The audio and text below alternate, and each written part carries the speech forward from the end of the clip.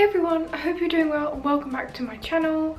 So, if you are a massive Pokemon fan like me, then you will be well aware that it is currently 17 days until Pokemon Sun and Moon come out and I am so excited. But yes, I am so beyond excited. We have been waiting for this game for months now. It was announced back in February, and even though we've been waiting a long time, I still can't believe how fast November has already come around and it's almost Christmas, and that's terrifying, and I'm going to be 21 in 2 months, so oh my gosh, where is the time going? Sun and Moon are just on the horizon now, and I've noticed going around YouTube is a tag called the My Pokemon Sun and Moon team tag, where basically from the list of the new Pokemon that have been announced, you're just gonna obviously construct together your kind of like ideal team that you hope to get in the game. That is what I plan to do today.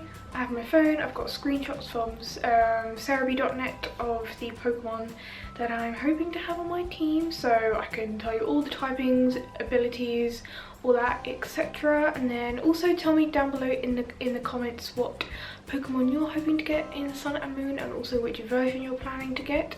I'm planning to buy Moon, as of course I do love my Moons.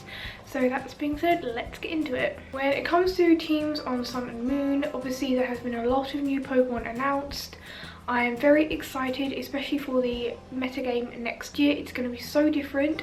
Megas are not allowed, and they also have introduced something called Alolan forms, where they are basically Pokemon which have adapted to the climate of the Alola region, as it's a very hot climate, although some are ice types. So yes, the first Pokemon which will obviously be on my team is whatever starter I pick, and I'm going with Popplio. I know, like, the most unpopular out of all three is Popplio, and I feel really sorry for him because when they were all first announced, I loved them all. I was initially going to go with Litten the Fire Cat, however I'm not as big as a fan of its last evolution as I am with Popplio's last evo, which is Primarina. It is a water and fairy type, which I adore. I think that's an awesome typing. I'm really happy that they've changed up the typings of the last starter evolutions, as there's kind of a trend a lot of the time, and I do tend to go with the water starters a lot because I don't know, I just tend to prefer them, and I really like water types a lot. Primarina's ability obviously will be Torrent, and I expect there will be some kind of a hidden ability for all three of these starters as well. It is known as the Solar Sister Pokemon. It is 5'11", it weighs 97 pounds, and I'll just read like a brief description of it as well. As it dances, Primarina releases balloons of water into the area around itself, moving them using the sound waves from its voice. The sight of moonlight reflecting off its glittering balloons creates a magical scene. Since Primarina controls its balloons using its voice, any injury to its throat can become a grave problem. Yeah, so obviously the main theme of Primarina is kind of like the entertainer Pokemon. As you see when it evolves, I think Briony is its second evolution, so you can kind of see that hinting in its evolution line. I think it's really super cute. I love the typing, and I'm very excited to see how it performs. Now, the next Pokemon I'm hoping to have on my team is an Alolan form, and when this was announced, oh my god, I literally lost my shit. I could not believe that this is going to be an Alolan form. It's so beautiful, and you probably all know who it's going to be. It is Alolan Ninetales, of course. I think its design is absolutely stunning. It's beautiful. It is an ice fairy as well. So obviously I'm going to have a lot of fairy types on my team, which I do love fairy types. Always handy to have against those pesky, powerful dragon types. So Alolan Ninetales is of course a fox Pokemon, and its ability is Snow Cloak. It's 3'7", weighs 43 pounds, and it says Alolan Ninetales live on a snowy peak that is revered in the Alola region as a holy mountain. They are treated as a sacred emissaries. I cannot pronounce that word. I lost my place now, and people meet them with awe and fear. This Pokemon's personality is extremely gentle, and at times it has helped humans who seem to be in distress. Oh, that's nice of it. But yeah, anyway, Alolan Ninetales, it as I keep saying, it's just beautiful, and it's just, I love Ninetales itself. I have used it on my team in Oras before. I've used one competitively in the past couple of years, so it's just really fun to have some completely like alternative typings for these Pokemon, and I can't wait to use it. The third Pokemon I hope to have on my team is another Alolan form. I really love the Alolan forms, I have to say, and it's Alolan Raichu. I remember when the image of this was going around Twitter, initially we all thought it was fake, and I was like, no, please be real, please be real. And then a trailer dropped, it was real. I was like, yes, so happy, because it's adorable. It's like on an actual, its tail is like, it's sort of surfboard, and I think that is such an awesome design, and I really like its eyes as well. So Alolan Raichu is Electric Sidekick. It's a mouse Pokemon. It's 2'4", weighs 46 pounds, and has the ability Surf Surger. Sorry, I can't remember what every ability does. There are not a lot of new abilities being introduced into Sun and Moon, which will be very good to play around with for next year's metagame, but obviously I'm yet to learn it all myself. The Raichu in Alola have two types, Electric and Psychic, and they are able to wield psychic power. What's more, they can gather their psychic power in their tails and even ride on them to float in the air. So that explains a lot about the whole tail situation. And again, I adore its design, and I love the whole Alolan form idea.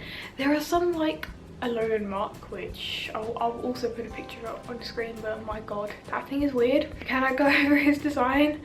But they've really been very creative with these forms, and it's going to be nice to see some different Pokemon in the competitive scene next year. Moving on to the fourth Pokemon I hope to have on my Sun and Moon team, it's gonna be Beware.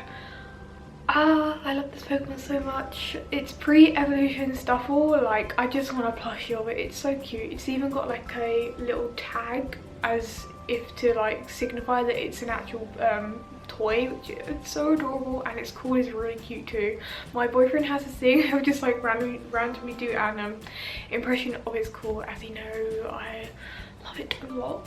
Beware is a normal and fighting type, so I will be getting some variation on my team. It's the strong arm Pokemon.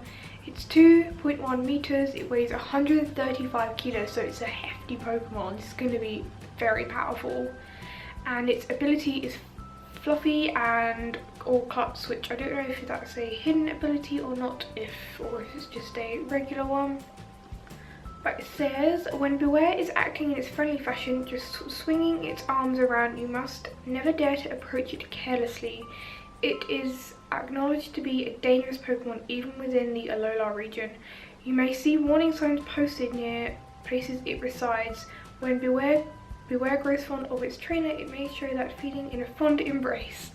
That's really sweet. I adore the design of this Pokemon. I've never been very into fighting types themselves. It's never been a type that I've really ever had on my team, but I just love the design of Beware. And fighting types, they do often have very powerful attack stats, so that's always good to have on your teams, as well as a mixture of support Pokemon and tankers as well. I just hope it's not going to be a Pokemon that I get very late on in the game, as I would like to progress through the story and battle trials with this Pokemon on my team as well. So the fifth Pokemon that I hope to have on my Sun and Moon team is Lentes. This is one of the new grass type Pokemon, and I have to say it reminds me a lot of Livani, like that kind of subcategory of Pokemon. It's a grass type. It's the Bloom Sickle Pokemon. It's 2'11" and weighs 40 pounds, and its ability is Leaf Guard. This Pokemon draws opponents near itself within its flower-like appearance and its aroma, and then it takes them down. It is said to be the most gorgeous of all grass type Pokemon. I can definitely agree with that. It's very beautiful due to its brilliant coloration and elegant moves. So yeah, this is a very elegant like Pokemon. And I always like to have a grass type on my team, as I like to make sure I keep a very wide range of types on my team.